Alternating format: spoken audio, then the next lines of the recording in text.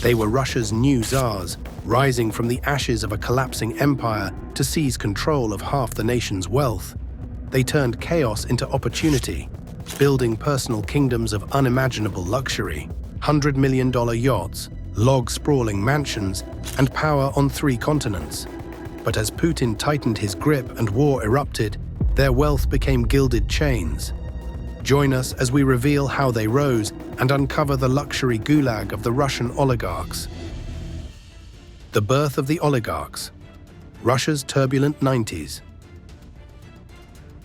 December 1991. As millions of Russians went to bed, citizens of an empire, they woke up to a shattered society. But for a select few, this catastrophic collapse wasn't a crisis. It was the opportunity of a lifetime. While their nation reeled from the end of communism, these future oligarchs saw something others missed: an empire for the taking. They would dive into risks that would make Vegas high rollers look like amateurs, transforming Russia's chaos into personal kingdoms. The Russian government's voucher privatization program became the foundation of their rise, a massive scheme designed to transform state ownership into private hands. Every Russian citizen received vouchers meant to represent their share of the national wealth. But as hyperinflation and economic chaos crushed the population, millions sold these golden tickets for a fraction of their true value. The future oligarchs seized their chance, accumulating vast numbers of vouchers through street-level purchases and complex financial schemes that would shape a nation. The privatization auctions weren't just business deals. They were elaborate chess matches where billions in state assets changed hands for mere millions. Inside information, political connections, and strategic collusion determined the winners. State companies worth billions were snatched up for pennies on the dollar in transactions that would later draw intense scrutiny. 3 men rose above the rest to become legends of this wild era. Roman Abramovich started by selling plastic ducks from his Moscow apartment. Mikhail Khodorkovsky leveraged his position as a former Communist Youth League leader and his deep banking connections. And Boris Berezovsky, a mathematician and used car dealer, engineered his way into becoming a media mogul with unprecedented political influence. By the mid-1990s, these oligarchs weren't just wealthy, they were kingmakers. Their control of major media outlets and financial resources made them unstoppable forces in Russia's fledgling democracy. The 1996 presidential election proved their might when they united to ensure Boris Yeltsin's victory over his communist challenger, showing that in the new Russia, money didn't just talk, it ruled. Yet political influence was just the first act in their spectacular rise. Having proven they could make presidents, these men now set their sights on something even grander: building personal dynasties that would rival the tsars of old. The rise of individual empires. By the late 1990s, the small group of oligarchs hadn't just acquired businesses. They'd carved up Russia's most valuable assets like an imperial feast, building businesses that towered over the nation's economy. While each titan chose different foundations for their kingdom, they all shared an insatiable hunger for expansion. Roman Abramovich's path to power started with one of the era's most stunning deals: acquiring Sibneft, Russia's 6th largest oil company with vast Siberian oil fields and refineries, for just $100 million in 1995, a company that would later be valued at over $13 billion. His empire stretched from oil to aluminum giant Rusal and steelmaker Ivraz Group. His displays of wealth became legendary: a $500 million yacht named Eclipse, swinging fortress with helicopter pads, a submarine and even a missile detection system. When he dropped $233 million to buy Chelsea Football Club in 2003, it sent shockwaves through Western society. Mikhail Khodorkovsky transformed Yukos Oil Company into Russia's crown jewel. Under his watch, Yukos didn't just adopt Western standards, it became Russia's most transparent major company, pumping out 20% of the nation's oil and skyrocketing to a $30 billion market value. His bank Menatep handled the empire's financial machinery, though its methods would later raise serious questions. Boris Berezovsky crafted a kingdom of influence rather than just assets. His control of the ORT television network Russia's main TV channel, gave him the power to shape the nation's thoughts and political destiny. His realm spread across Kommersant Publishing, Logo-Vaz Automobiles, and deep into oil through Sibneft partnerships with Abramovich. Alisher Usmanov built his fortune from the ground up, literally. His Metallo Invest dominated Russia's iron ore production, while brilliant tech investments in Facebook and Twitter multiplied his wealth overnight. His $64 million Beechwood house in London and $40 million Sutton Place estate in Surrey stood as monuments to his success. Vladimir Potanin's Interos holding company seized control of Norilsk Nickel, becoming the world's nickel and palladium king. His empire branched into everything from pharmacy chains to insurance giants. His $2.2 billion Rosa Khutor ski resort near Sochi perfectly captured the oligarchs' taste for grandeur. Their wealth created their own fantasy world of extreme luxury. Moscow's Rubliovka district transformed into a fortress of oligarch mansions, protected by private armies of guards. Their children filled the halls of elite Western schools, their wives dominated luxury boutiques from London to Paris, and their private jets connected multiple international mansions. They competed to own the largest yachts, the most precious art collections, and the most prestigious sports teams. Yet beneath all this spectacular wealth lay a dangerous truth. Their empires balanced not just on global commodity prices, but on the razor's edge of political favor in an increasingly centralized system. The oligarchs thought they controlled this delicate balance until a quiet former KGB officer stepped onto the stage and changed everything. Putin's rise, a new era. In 1999, as Boris Yeltsin's health and popularity crumbled, Russia's oligarchs thought they'd found their perfect successor in Vladimir Putin. He wasn't a prominent figure, just a former KGB mid-level officer who'd risen to head the FSB, Russia's new federal security service that emerged from the ashes of the Soviet KGB. When he later became prime minister, his quiet demeanor and apparent loyalty to Yeltsin's administration made him seem ideal, a bureaucrat who understood the system but lacked the ambition or power base to challenge the oligarchs' control. When Yeltsin unexpectedly resigned on New Year's Eve 1999, making Putin acting president, many saw it as the elite's masterful chess move. They couldn't have been more wrong. Putin quickly revealed himself as a leader with his own vision for Russia, one that left no room for oligarchs wielding independent power. At a pivotal July 2000 meeting with Russia's business titans, he laid down his doctrine with crystal clarity. Abandon politics, pay your taxes, align with national interests, or face destruction. The new president wasn't just reshaping rules, he was building an entirely new power structure that would transform Russia's government and economy. Key positions across government and state enterprises were quietly filled with men who shared two unshakable bonds: a background in the security services and absolute loyalty to Putin. This new guard would become the foundation of his regime.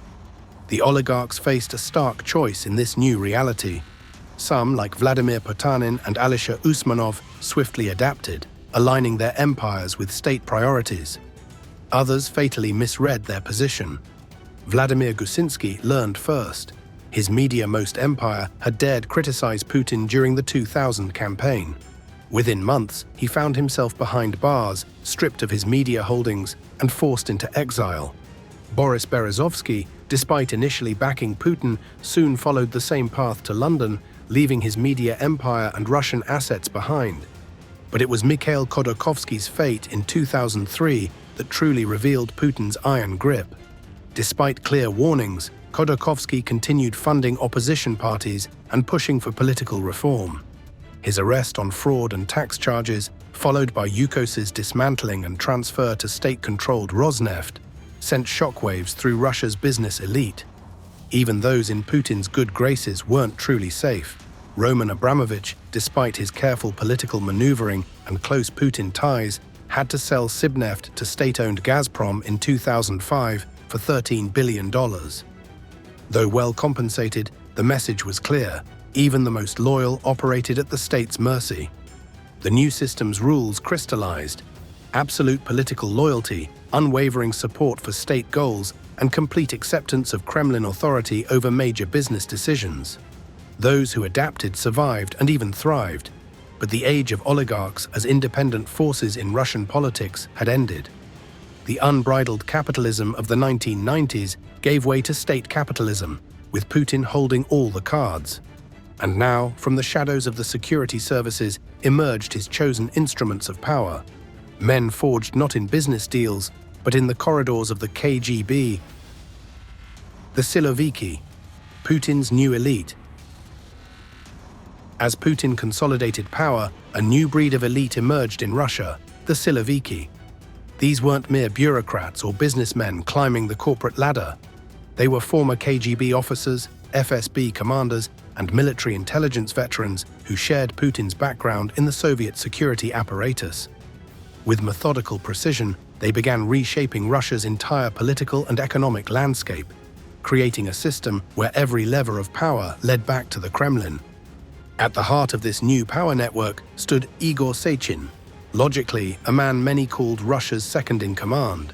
As the head of state oil giant Rosneft, he didn't just run a company, he orchestrated a complete takeover of Russia's private oil sector, absorbing companies into state control.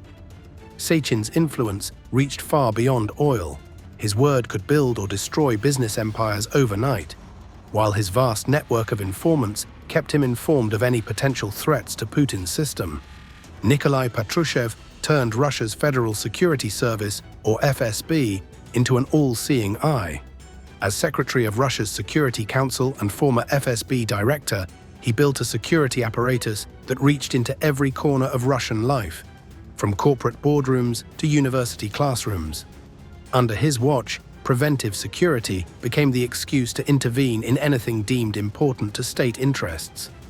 Viktor Ivanov wielded power through an unexpected channel, the Federal Drug Control Service. This wasn't just about narcotics. His agency's broad powers let him investigate any company or person in Russia, turning it into a powerful weapon for ensuring loyalty to the regime. Then came the economic siloviki, men like Vladimir Yakunin at Russian Railways and Sergei Chemezov at state corporation Rostec.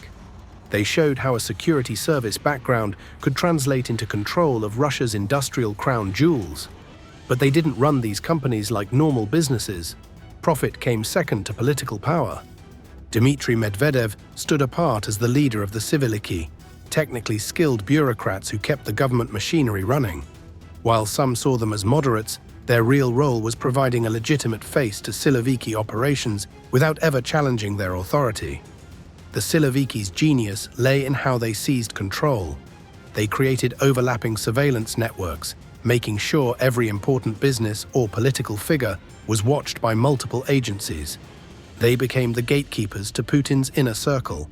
Anyone wanting to influence policy needed their blessing. Most crucially, they designated certain companies as strategic enterprises, declaring them vital to national interests and putting them under direct siloviki control. While tightening their grip on Russia's wealth, the siloviki themselves embraced the very luxuries they controlled. Sechin's $100 million super yacht Amore Vero became a floating palace on the Mediterranean, while Patrushev's son acquired a collection of elite properties stretching from Moscow's Golden Mile to the Black Sea coast. They drove armored Maybach limousines through Moscow's streets and held lavish parties in restored Tsarist-era mansions. Their children attended Switzerland's most exclusive boarding schools, and their wives shopped at invitation-only boutiques in London and Paris. But unlike the oligarchs they monitored, the siloviki's extravagant lifestyle came with absolute power rather than golden handcuffs.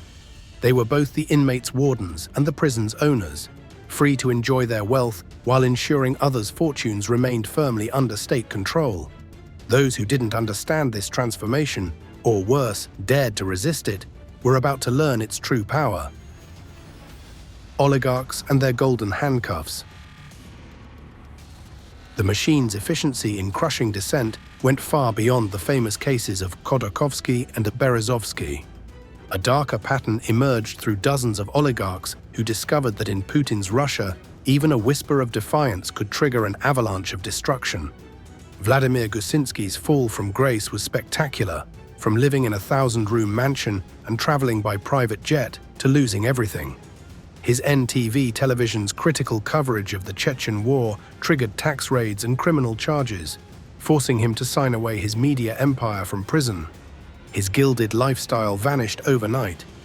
Vladimir Yevtushenkov lost not only his $9 billion Bashneft oil company, but also his luxury properties and yacht collection, when house arrest convinced him to surrender his assets to state-owned Rosneft for a fraction of their worth. Those who survived mastered an intricate dance of power and influence. Smart oligarchs like Vladimir Putin preserved his billions and his fleet of mega-yachts by building networks across every power center, presidential administration, security services, and key ministries. Mikhail Friedman's Alpha Group wrote the survival playbook, spreading their empire internationally while keeping crucial Russian assets as insurance, allowing him to maintain his $20 billion fortune and collection of European estates. The state-business relationship became brutally one-sided.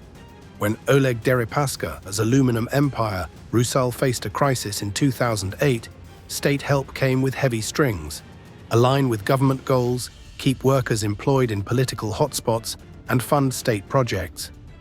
Alexander Lebedev's fall proved particularly dramatic. From private jets and London mansions to watching his National Reserve Bank empire crumble through endless inspections after backing opposition newspapers. His luxury portfolio, worth billions, dissolved into nothing. When the Kremlin called, smart oligarchs answered without question. They built Olympic infrastructure regardless of cost, funded state universities in the Far East, and directed charity to approved causes. Gone were the days of flaunting wealth. Successful oligarchs now cultivated modest public personas and checked with authorities before any major move. Even this careful compliance wasn't always enough. Yevgeny Chichvarkin mastered building the retail empire Evroset and its profits, living in a Moscow penthouse and collecting rare wines until supporting liberal causes destroyed it all. He fled to London, leaving his fortune behind. Tech genius Pavel Durov went from billionaire founder of Russia's Facebook VKontakte to exile when he refused to share user data with security services. Their stories served as expensive lessons. In Putin's Russia, even small acts of defiance could cost everything. The ultimate rule burned into every oligarch's mind: all wealth was temporary. Even the most successful were mere caretakers, knowing their empires could be demanded back at any moment. This created a strange breed of business titans, wealthy beyond imagination but completely dependent on state favor. Those who learned to dance to Putin's tune found themselves living in a parallel universe of luxury so extreme it bordered on fantasy. The gilded cage inside the oligarch's world. For Russia's oligarchs, extreme wealth created a parallel universe where price tags lost all meaning. 500 million for a yacht? Standard. 100 million for rare eggs? Routine. 2 billion in art? Expected. But beneath this dazzling display of opulence lay a careful calculation of what could be flaunted and what must be managed. Oligarch's real estate empire spans the globe like a luxury game of Monopoly. Roman Abramovich's portfolio tells the story. A $115,500,000 mansion in London's elite Kensington Palace Gardens, a $37 million Chelsea waterfront penthouse, a $125 million chateau overlooking the Mediterranean in Cap d'Antibes, and a $67 million Upper East Side palace in New York. Each property serves as a strategic outpost in their global lives. At sea, their vessels have become floating monuments to wealth. Abramovich's yacht Eclipse stands as a marvel of engineering. 533 feet of pure luxury, equipped with 2 swimming pools, helicopter pads, a submarine, and even a missile detection system, built for $500 million. Yet even this was outdone by Alisher Usmanov's Dilbar, a 512-foot giant requiring 96 crew members and costing over $800 million to build. Their pursuit of culture serves both passion and politics.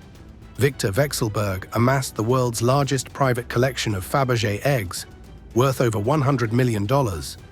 Through his Link of Time's cultural foundation, he's brought thousands of Russian artifacts back home, earning Kremlin praise while building his reputation as a guardian of Russian heritage. Sports became their ticket to global legitimacy.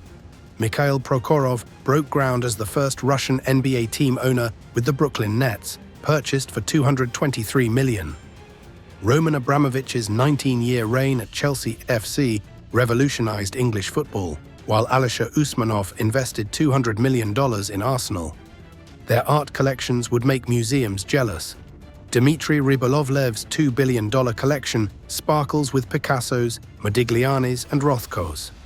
Abramovich fills his walls with Francis Bacon triptychs and Lucian Freud portraits. Even their office buildings double as galleries. Alpha Group's Moscow headquarters houses Russian contemporary art that rivals major museums. The skies belong to them too. Leonard Blavatnik's $65 million Gulfstream G650 represents just the entry ticket to oligarch aviation.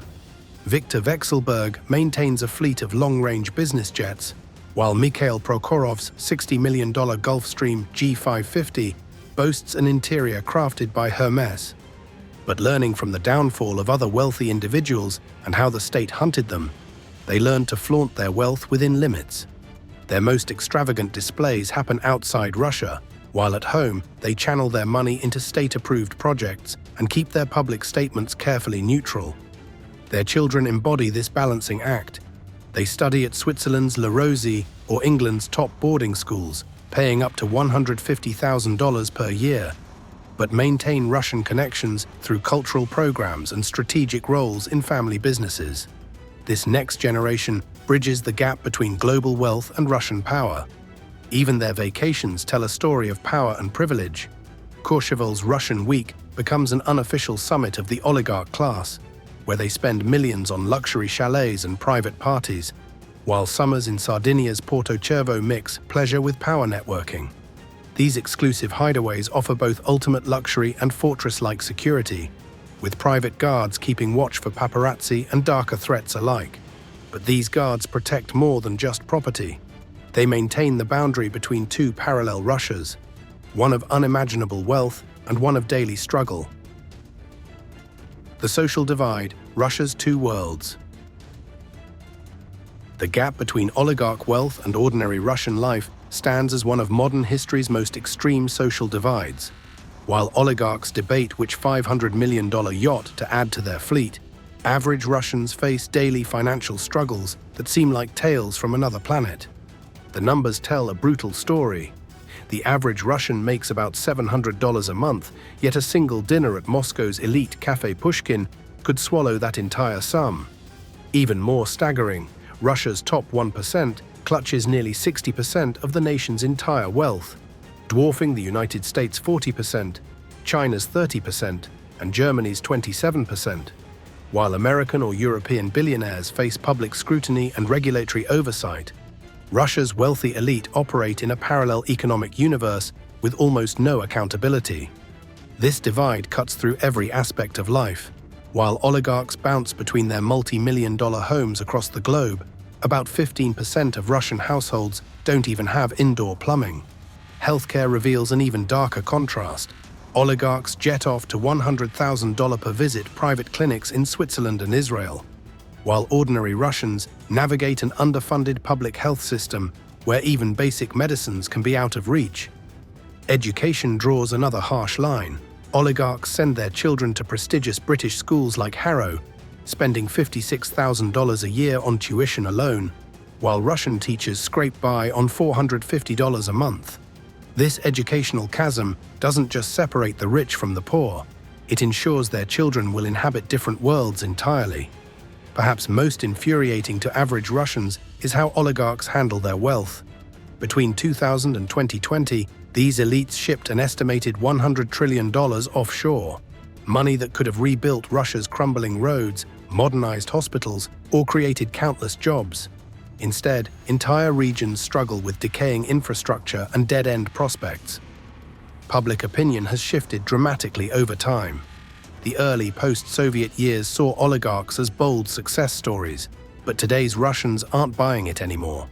Recent polls show 75% of Russians view the privatizations that created the oligarch class as fundamentally corrupt, while 82% want these deals reviewed and potentially reversed. This tension shows up in unexpected ways. Moscow's luxury car dealerships need extra security guards to prevent attacks. Oligarchs' children get warned to stay quiet on social media, fearing public rage. Even when oligarchs donate to charity, most Russians see it as a PR stunt, rather than genuine giving. But managing public opinion would become the least of their concerns when Putin's next move forced them to confront their greatest nightmare. The Ukraine War, fracturing the oligarch class. Russia's invasion of Ukraine in 2022 shattered the delicate unity of the oligarch class, forcing these billionaires to make choices they'd spent decades avoiding. The war cracked their world into distinct camps, each gambling their fortunes and futures on different paths to survival. In the pro-war corner stood figures like Oleg Deripaska and Vladimir Putin, who threw their weight behind Putin's special military operation. They embraced Kremlin talking points about NATO threats and Ukrainian nationalism, while positioning themselves to snatch up the assets of departing Western companies. But then came the unthinkable, oligarchs actually criticizing Putin. Mikhail Friedman, worth billions through his Alpha Group, publicly called for peace and backed it up by sending millions to help Ukrainian refugees. Oleg Tinkov went even bolder, calling out Putin's crazy war. His reward? Being forced to sell his stake in Tinkoff Bank for pennies on the dollar. This marked the first time since the early 2000s that any oligarchs dared publicly challenge Putin's decisions. Most oligarchs tried walking a tightrope of careful neutrality. Roman Abramovich played peacemaker in early negotiations, reportedly even surviving a suspected poisoning attempt during talks in Kiev. Others, like Vagit Alekperov and Viktor Vekselberg, made vague calls for peace while avoiding any direct criticism of Putin. The war hammered their business empires. Western sanctions crippled those with international exposure. Lukoil, under Alekperov's leadership, watched billions in value evaporate. Severstal, Alexei Mordashov's steel giant, saw its European operations freeze solid. The power dynamics in Putin's Russia shifted too. The siloviki, security service veterans, gained unprecedented influence, shoving aside even pro-war oligarchs who once had Putin's ear.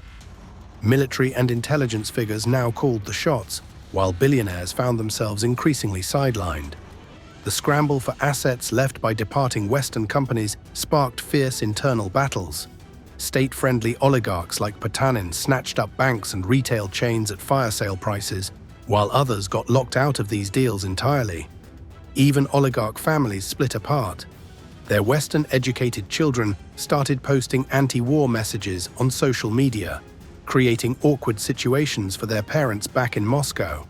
Sofia Abramovich, Roman's daughter, voiced her opposition on Instagram, while Deripaska's US-based relatives publicly distanced themselves from his pro-war stance. But perhaps most dramatically, the war exposed the true limits of oligarch power.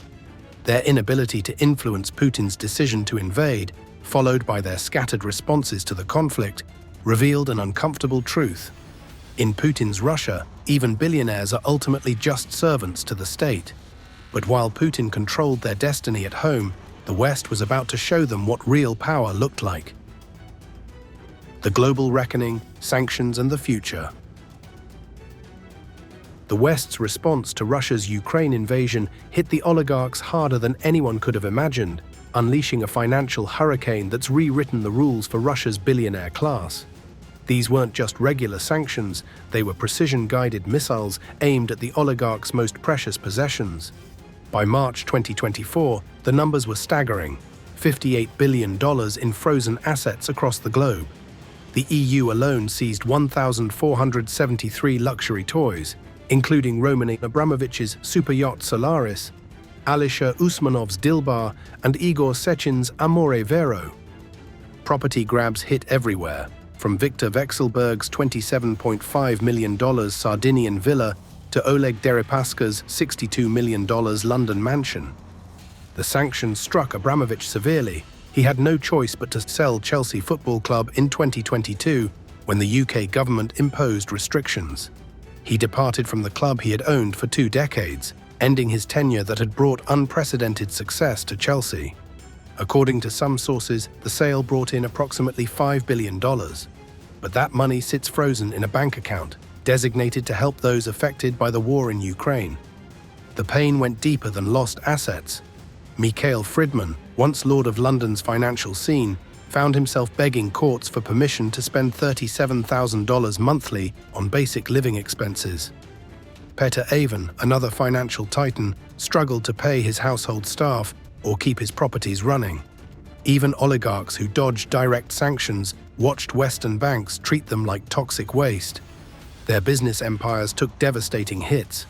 Evraz, Abramovich's steel giant, had to completely rewire its global operations. Alexei Mordashov's Severstal lost access to nearly half its market overnight. Oleg Deripaska's aluminum empire, Rusal, faced an existential crisis despite being crucial to global supply chains. Some looked east for new assets, with Dubai becoming the new promised land for both their money and their operations. The legal battles turned epic. Eugene Schwidler poured millions into fighting UK sanctions. Mikhail Fridman and Peter Avon launched a barrage of appeals against EU restrictions. These court fights exposed the messy collision between political goals and legal rights in the sanctions world. Survival meant getting creative. Some oligarchs transferred assets to unsanctioned family members or friends. Others buried their wealth in mazes of shell companies and trusts. Cryptocurrency seemed promising until regulators started watching those channels too. The hunt for safe havens turned desperate. Turkey, the UAE, and various Central Asian countries became the new go-to spots, offering shelter from Western sanctions while keeping some connection to global markets. The long-term picture looks grim for oligarch power. The days of easily mixing Russian billions with Western markets are dead, probably for generations. These billionaires once played bridge between East and West. Now they're stuck choosing sides in a divided world. Thanks for watching, and we'll see you in the next one.